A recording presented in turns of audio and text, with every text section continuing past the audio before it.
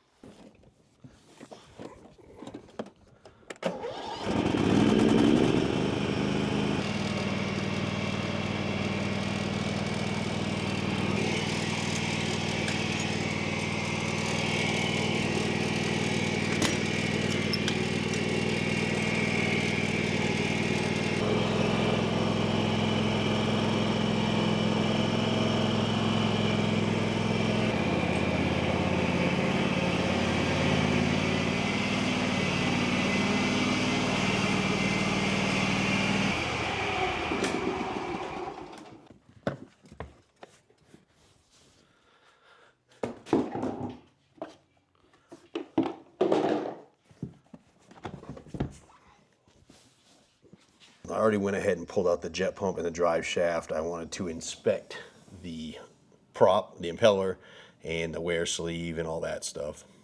All right, so like I said, we have a cavitation issue, and what that is an inefficiency of the prop or the impeller in this particular case. It's not pushing on the water like it should. Now with jet skis or personal watercraft of any sort, one of the main reasons for this is the wear sleeve is damaged or missing of some sort. Also, damage to the impeller or prop will cause an improper bite on the water. Now on these jet propelled boats, you're going to have a drive shaft that goes through the hull.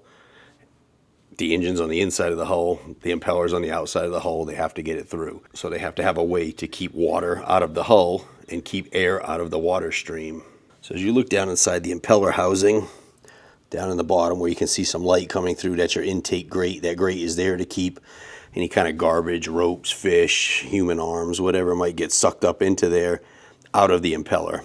If you're having an all of a sudden cavitation issue, first thing you want to do is check to make sure you haven't ingested anything into that intake grate. If that blocks water flow to the impeller, you're going to get a cavitation issue, which feels like no thrust. Like it's just the engine revs up and there's no push from the boat or very little.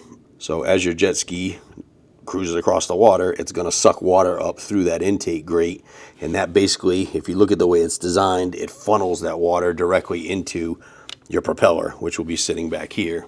This will pressurize the water, and then you'll have a nozzle back here which you could steer left or right, and that shoots the water out in whatever direction you want the boat to go. So another thing you want to look for is a seal between your hull and your jet pump. Some boats use a rubber seal, some use a neoprene seal, some use RTV. So you have to remember that everything on this side of the jet pump is going to be under vacuum. Everything past the impeller is going to be pressure. So like I said, when this is spinning, it's creating a vacuum on this side of the impeller. So obviously this seal is going to be something we're going to check. This seal was damaged slightly. I went ahead and replaced it, put a new one on here. Secondly, that drive shaft where it comes through the hull, there's air inside of the hull, there's no water, so if that seal is not sealing, it's going to suck air in there. That one's a little difficult to find sometimes. So also, you want to check your impeller for any kind of damage to the leading edge. If this is really buggered up, it could really be bad. It looks like this might have had some damage, and it's not uncommon to have a little bit of damage. Somebody filed it, and the teeth are pretty sharp on it, so it's not a big issue, and that's not going to be what's causing our problem. Next is your wear sleeve.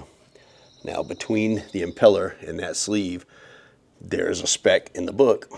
Sea Doo on this one is calling for less than 1 millimeter, and we've got that. In fact, the sleeve looks like it was replaced.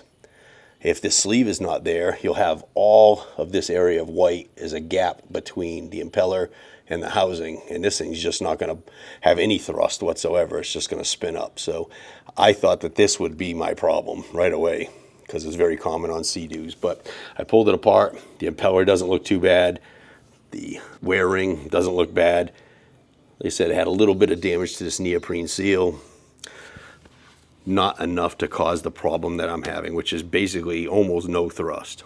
All right, so since I thought this was just going to be a pretty easy fix, I didn't bother recording what I saw.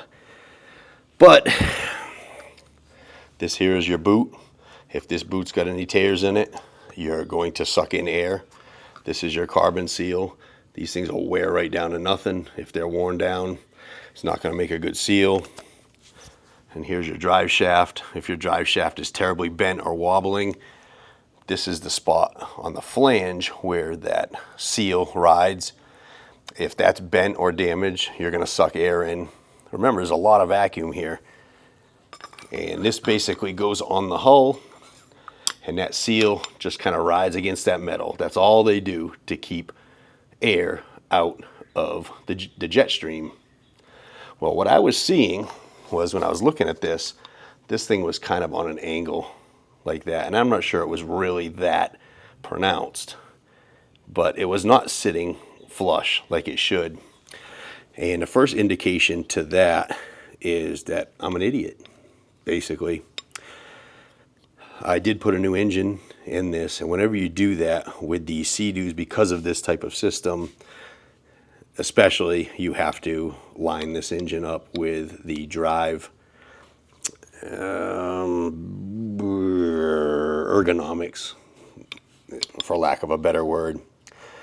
And I did not do that. So we are going to do that today, and I think this is going to be the problem, because all this stuff is fantastic. It looks good. So let's find out how far off this engine is. All right, so this tool will generally come with a couple of plates, and this plate is going to bolt up to where your jet pump sits, so it's flush against the housing where it should be. Then there is a collar, pretty heavy duty here, and this will hold our alignment shaft, which is this, and it's actually two pieces. And of course, because the PTO is different on a lot of these boats, this comes with some adapters for your PTO. So let's go ahead and get this thing bolted in so we can see how far off we are. We'll find the plate that works, and we will thread this guide tube on.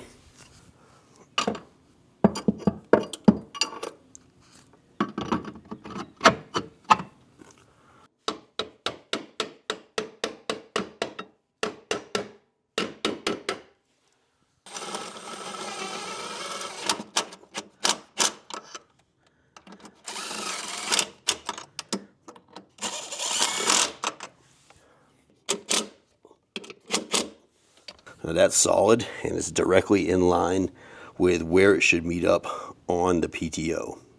So let's go take a look at the PTO and get that boot off.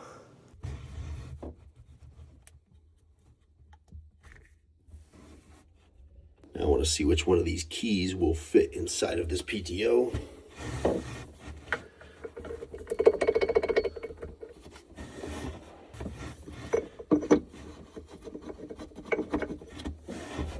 Probably going to be the one just on the rod itself. So let's slide the rod through.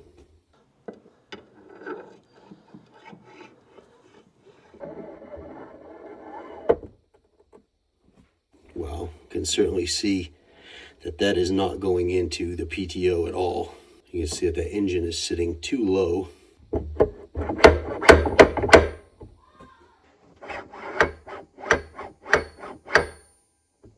So first thing I'm going to do is loosen up all of these engine mounts. See if we can't shift it and get it a little closer.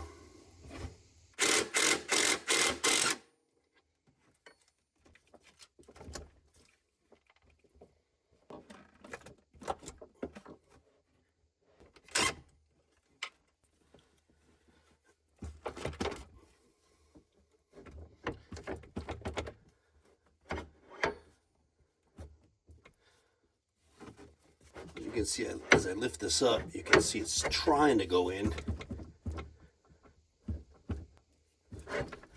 That should move in and out on its own with no dragging. So we definitely need some shims.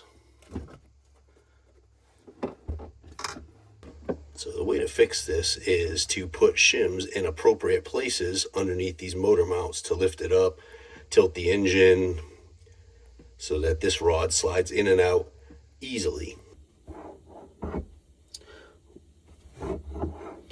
Once you get the engine shimmed where it needs to be, this rod should slide right inside of your PTO. That's only going to go so far because there's some rubber in there, but it should slide right inside your PTO nice and easily.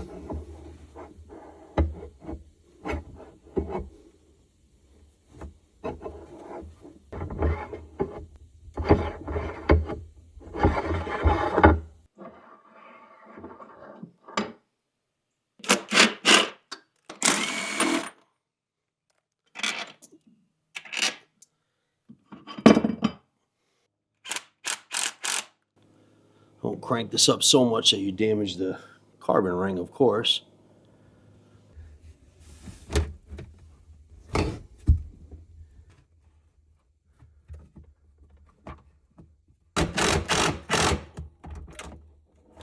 Make sure our drive shaft is super clean. And I already spun this thing up in the lathe, so I know it's not bent at all.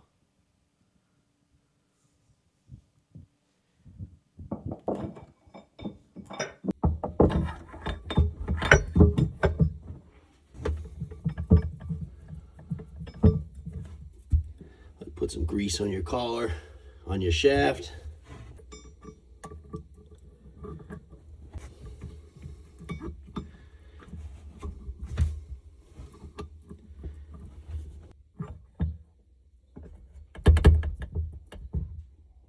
We're not going to be able to get this collar back on until we get the jet pump in. Go ahead and grease up all your seals. You can use a marine grease or dielectric or spit, whatever you like.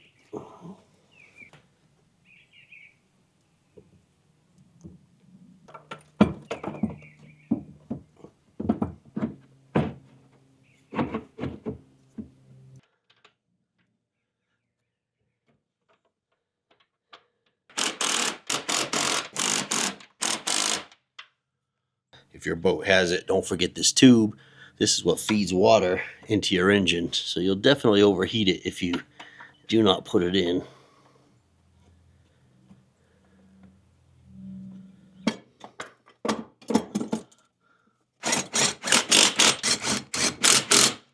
Alright, now that we get our drive shaft in and it's supported, we'll be able to push our collar back on. It's a little tight, and it should be. We need to push this on and then get a C-clip in here. This clip likes to go flying. So what I want to do is get a pry bar on this so I can push this back against this boot, which acts like a spring. But there's nothing really to press on, so I'm going to go ahead and use a 2x4. Kind of put that against the PTO. I have something to pry against.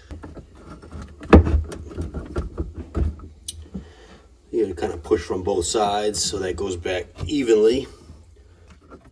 Go ahead and drop our C-clip into that groove. That's it. She'll slide back. So we'll put a couple clamps on our booty. And I know you all didn't see it before, but that is much better and straighter. All right, so we got it all back together. Sounds pretty good. There is one problem. For some reason this year, the lake is still very low. Of course, we haven't had a lot of rain, but the water is beyond the concrete ramps. And it's just red, muddy clay after that. And I really don't want to get stuck, so I'm not going to be able to test ride this yet, which is unfortunate, because I'm really itching to know whether or not we solved our problem. But if we didn't, at least it's a lesson on how to adjust your engine so that it trues properly with the jet pump. So with that being said, I'm going to let this one go, and maybe next year we'll go ahead and test ride it. And then if that doesn't work, the year after that, we'll bonfire it. Thanks for tuning in, and we'll see you on the next one.